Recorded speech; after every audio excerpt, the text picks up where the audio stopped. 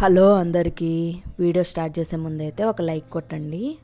ఈరోజైతే పచ్చి చేపలు వెల్లుల్లి కారం అయితే చేస్తున్నాం. దానిలోకి అయితే ముందుగా చేపలు అయితే నీట్గా కడుక్కొని దాంట్లోకి అల్లం వెల్లుల్లి పేస్టు, తగినంత సాల్టు అవి వేసుకొని తర్వాత ఆ చేపల ఫ్రై అయితే చెయ్యాలి. ఇవన్నీ వేసుకొని కారం, పసుపు, ఉప్పు అన్నీ వేసుకొని అయితే ధనియాల పొడి, మిరియాల పొడి అన్నీ వేసుకొని కలుపుకొని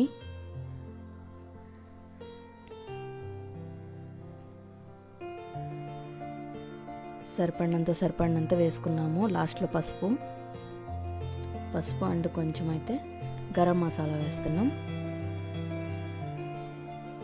సూపర్ ఫ్లేవర్ వస్తుంది గరం మసాలా అయితే. ఇవైతే ఇప్పుడు మంచిగా మనం కలుపుకోవాలి, ముక్క పట్టేంత వరకు కలుపుకోవాలి. ఆల్రెడీ నేను చేపల ఫ్రై అయితే వీడియో చేసి పెట్టాను, మన విన్నూస్ కిచెన్లో అయితే ఉంది, ఒకసారి వెళ్ళి చూడండి. ఇలా అయితే కలుపుకొని కాసేపు పక్కన అయితే పెట్టుకోవాలి.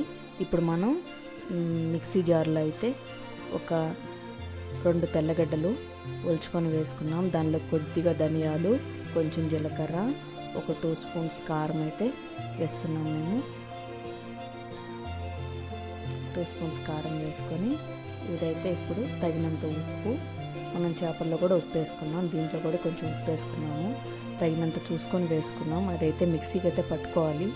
తర్వాత బాండల్లో మనం ఆయిల్ పెట్టుకొని ఇప్పుడు మనం కలుపుకున్న చేప ముక్కలు అయితే దీంట్లో అయితే వేసుకొని ఇవైతే మనం వేపేసుకోవాలి.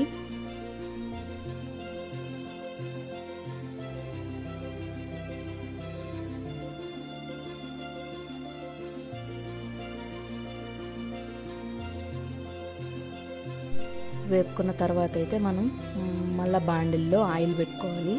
అవి కొంచెం హీట్ ఎక్కిన తర్వాత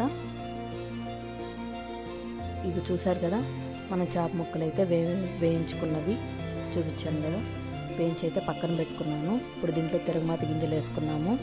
తర్వాత అయితే పచ్చిమిరపకాయలు అయితే వేసాను, ఒక 5-6 పచ్చిమిరపకాయలు వేసుకున్నాము. పచ్చిమిరపకాయలు అయితే సూపర్గా ఉంటాయండి, దీంట్లోకి నంచుకుంటూ తినేయవచ్చు.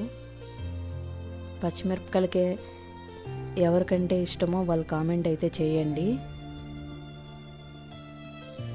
ఇలా అయితే కలుపుకోవాలి.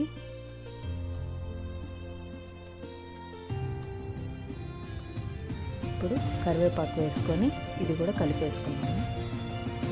ఇప్పుడు మనం మిక్సీలో పట్టుకున్న ఈ వెల్లుల్లి కారం అయితే దీంట్లో వేసుకొని ఇది కూడా మొత్తం కలిసేలా కలుపుకోవాలి.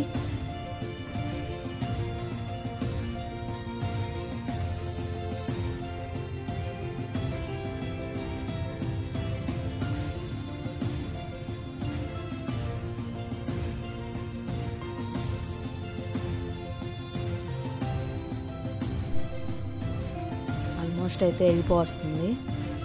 కొంచెం పచ్చివాసన, కారం వాసన పోయేంత వరకు వేయించుకుంటే చాలు, మరీ ఎక్కువ వేయించుకోలేదు. ఇప్పుడు లాస్ట్లో అయితే మనం వేయించుకున్న ముక్కలు అయితే దీంట్లో వేసుకొని లాస్ట్లో కొంచెం నిమ్మకాయ రసం వేసుకొని ఇంకా స్టవ్ ఆఫ్ చేసుకోవడమే. దీన్ని అయితే చిన్నగా అయితే కలపాలి, లేకపోతే ముక్కలు చిదురైపోతాయి. మీరు చిన్న చిన్న ముక్కలుగా కోసుకోవచ్చు. మేము ఫస్ట్ టైం ట్రై చేసాము, చాలా బాగా వచ్చింది మాకైతే. మీరు కూడా ఒకసారి అయితే ట్రై చేయండి ఫ్రెండ్స్. మన పచ్చి చేపల వెల్లుల్లి కారం అయితే రెడీ అయిపోయింది. మీరు కూడా మన ఛానల్ని సబ్స్క్రైబ్ చేయండి, లైక్ చేయండి, షేర్ చేయండి, బెల్ ఐకాన్ మాత్రం తప్పకుండా కొట్టండి.